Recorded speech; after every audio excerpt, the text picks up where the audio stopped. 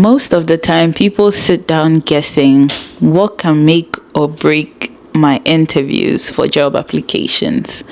But we tend to forget that there are some little mistakes that we make during these job interviews that can make or break your job role.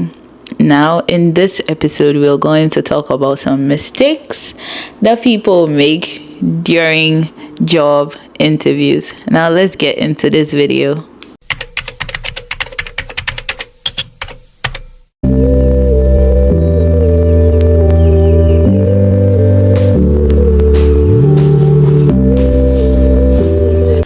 Hello guys, welcome back to my YouTube channel once again. My name is Emanuela Yafi, and as I always say, if you're new to this channel, thank you for coming, and please don't stop watching in the middle. Make sure you finish watching the whole video. And if you're an OG here or an old subscriber, thank you for sticking and staying with me through this whole process and videos. So let's get into today's video.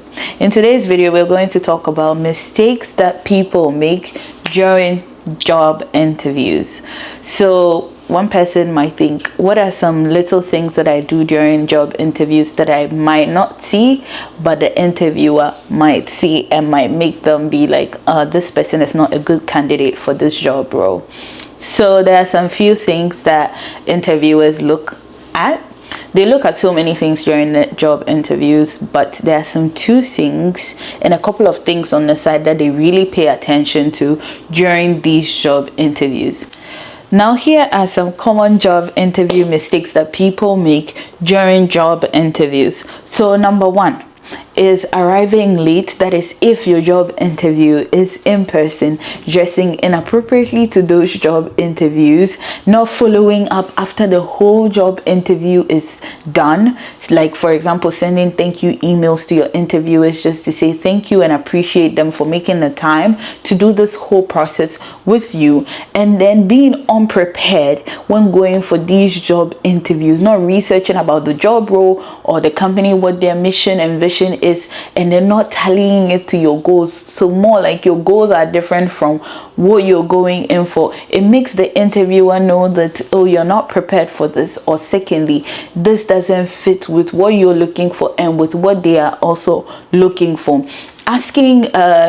Talking too much or asking so many questions and losing track of time, questions that don't even relate to what you're looking for or the job interview or what they're also talking about, and not listening to them during the time that they're trying to tell you about the company, not listening and having less or little idea about everything going on, like you're not concentrating basically. And the last thing is the strength and weakness question.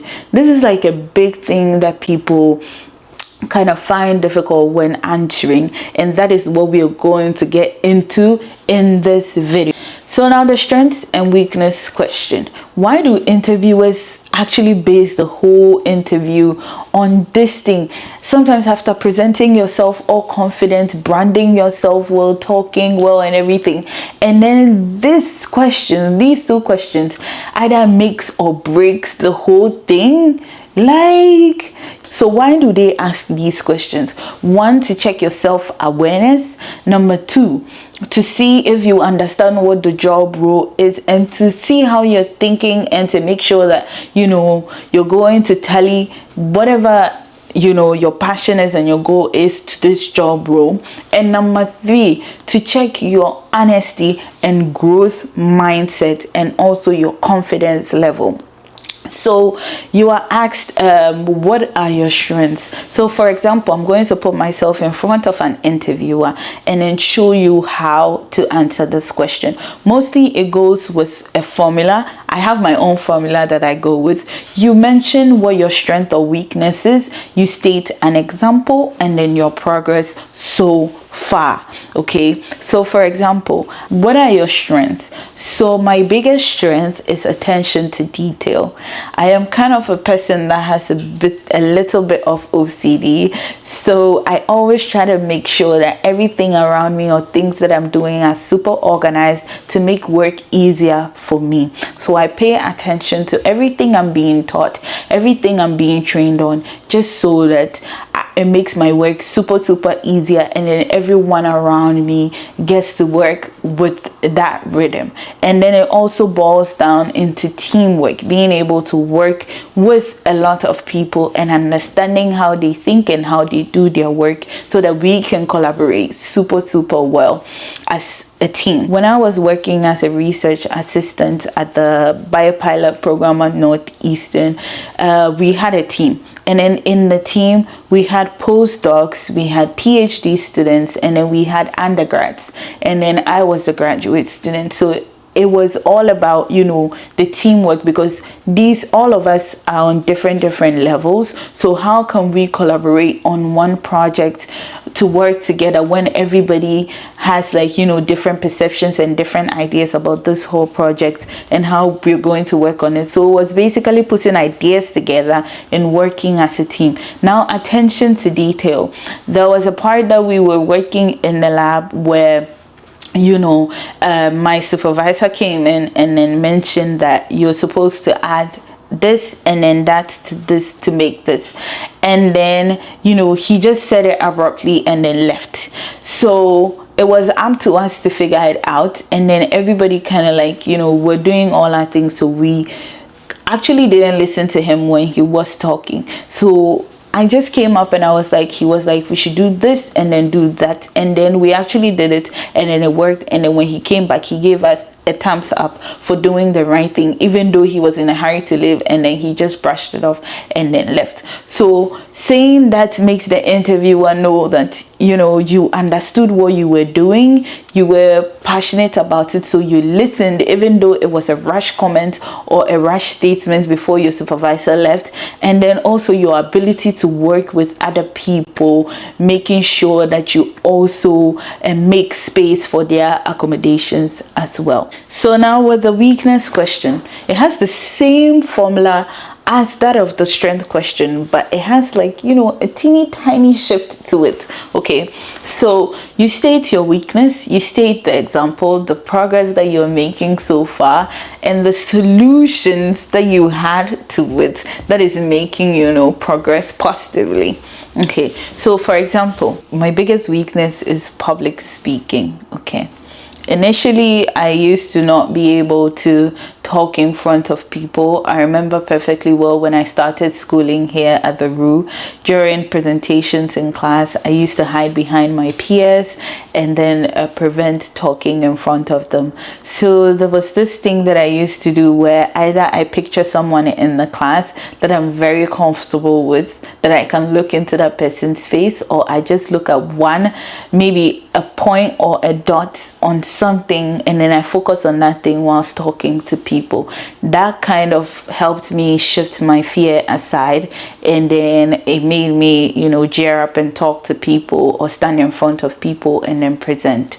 And then the biggest stepping point for me was during the student showcase, where I stepped in front of a couple of students and then faculty, and then spoke about my project that I was doing back at the biotech lab with my colleague. So this was a bigger stepping stone for me to be able to step out of my comfort zone and then talk to people publicly. But afterwards, it didn't just become something that I'm very good at. It took a step-by-step process. I didn't stop there. I started volunteering for public speaking, so that I would be able to work on this. So the solution that I used was to volunteer for public speaking roles, and then talk and then present and in front of people and at conferences and all of that. So that was how I was able to overcome my weakness, even though it's still a work in progress, but I'm working on it, and then I have a positive turnout right now. So this is how if it's me in front of an interviewer, I'm going to answer the weakness question. So I think this should help you understand how to go about it, and then tallying, your examples and then all of that to the job role and then the company or whatever the job is about. So now, to wrap up everything, always make sure that you're strategic and then you're very critical when answering questions, stating examples, and then asking questions. Never let your weakness be like a big thing that is going to shift your focus and everything, and then make you lose the job that you so much want to get.